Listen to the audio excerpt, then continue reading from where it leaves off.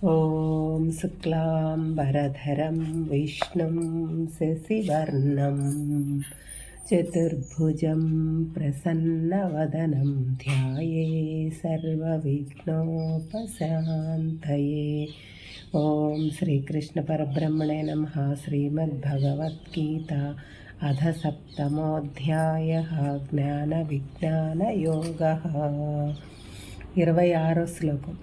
వేదాహం సమతీతాని వర్తమానాని చార్జున భవిష్యాణి చ భూతాని మాం తు వేద న కచ్చన.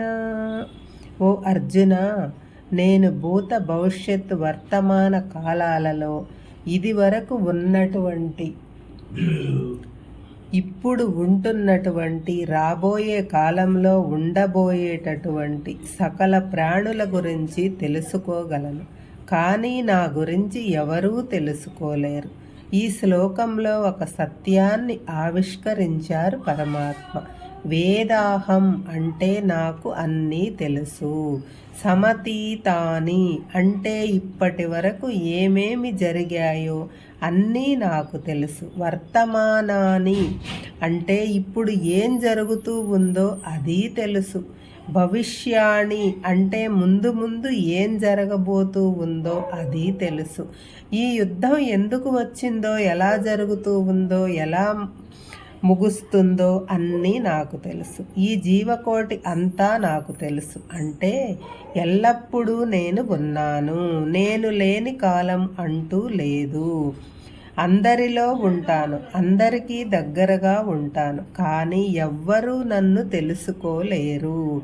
కనీసం నన్ను తెలుసుకోవటానికి ప్రయత్నం కూడా చేయడం లేదు అని అన్నాడు పరమాత్మ.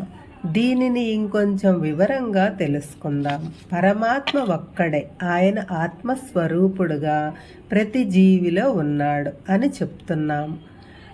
అటువంటప్పుడు పరమాత్మకు ఉండే లక్షణాలు అన్నీ మనకు రావాలి కదా.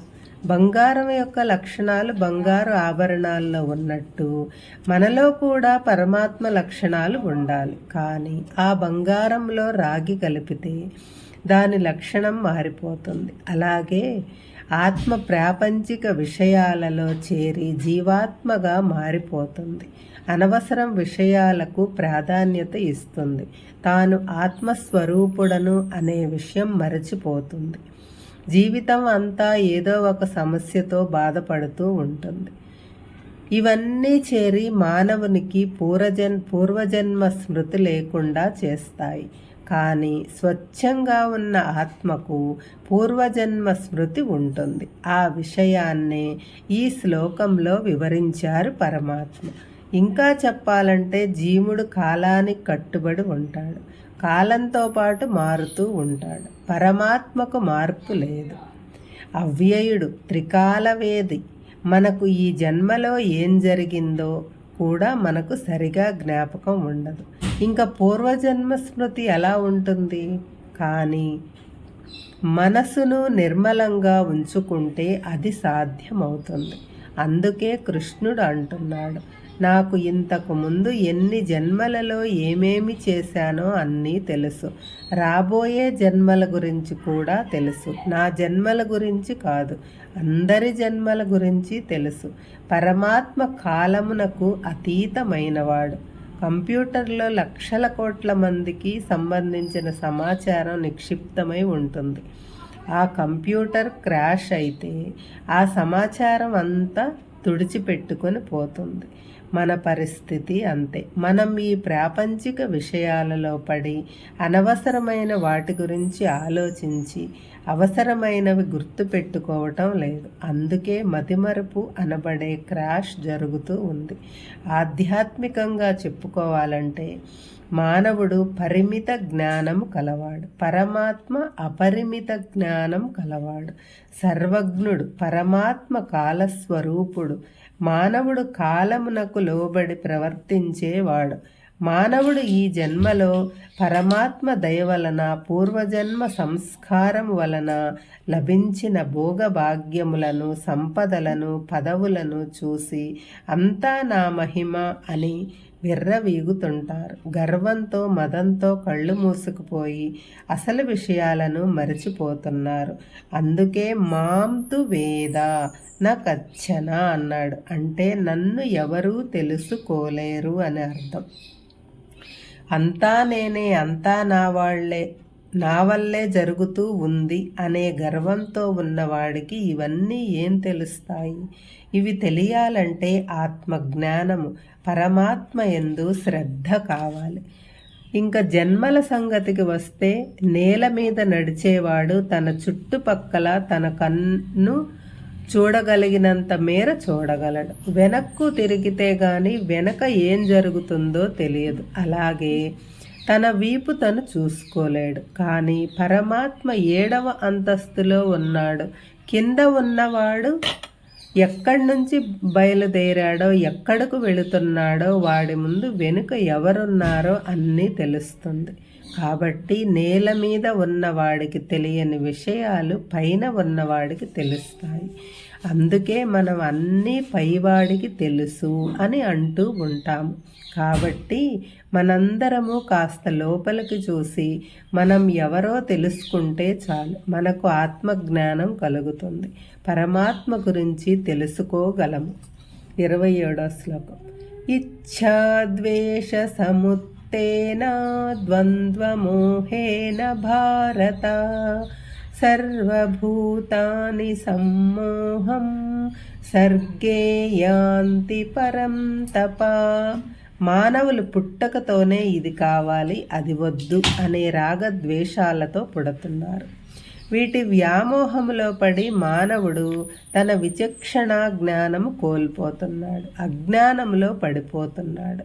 రాగద్వేషముల వలన కలిగే సుఖములను దుఃఖములను అనుభవిస్తున్నాడు. పై శ్లోకానికి ఇది వివరణ. మానవులకు పుట్టుకతోనే రాగద్వేషములు, ఇష్టాయిష్టాలు, సుఖదుఖాలు సంక్రమిస్తాయి. ఇవి అన్నీ ప్రకృతిలో ఉన్న సత్వ రజస్తమో గుణముల సమ్మేళనమే. ఇవి అన్నీ చేరి ఆత్మకు మనసుకు మధ్య అడ్డుగోడలా నిలుస్తాయి. దానినే వ్యామోహము, మాయ, అజ్ఞానము, తెలియనితనము అంటారు. ఆ కారణం చేత మానవులు తమ జీవితమంతా ఈ ద్వంద్వాలలో పడి కొట్టుకుంటూ తమలో ఉన్న ఆత్మస్వరూపమును గురించి తెలుసుకోలేకపోతున్నారు. తమలో ఉన్న ఆత్మానందాన్ని విడిచిపెట్టి సుఖం కోసం, ఆనందం కోసం బయట వెతుకుతూ ఉంటారు. సామాన్య మానవుడు ధనంలో, ఆస్తిలో, బంధువులలో, పరాయి స్త్రీ సంగమంలో, పదవిలో ఇలా రకరకాలుగా బయట ఉన్న ఆనందాన్ని కొరకు నిరంతరం వెతుకుతూనే ఉంటాడు. వాటి కోసం నానా పాట్లు పడుతుంటాడు.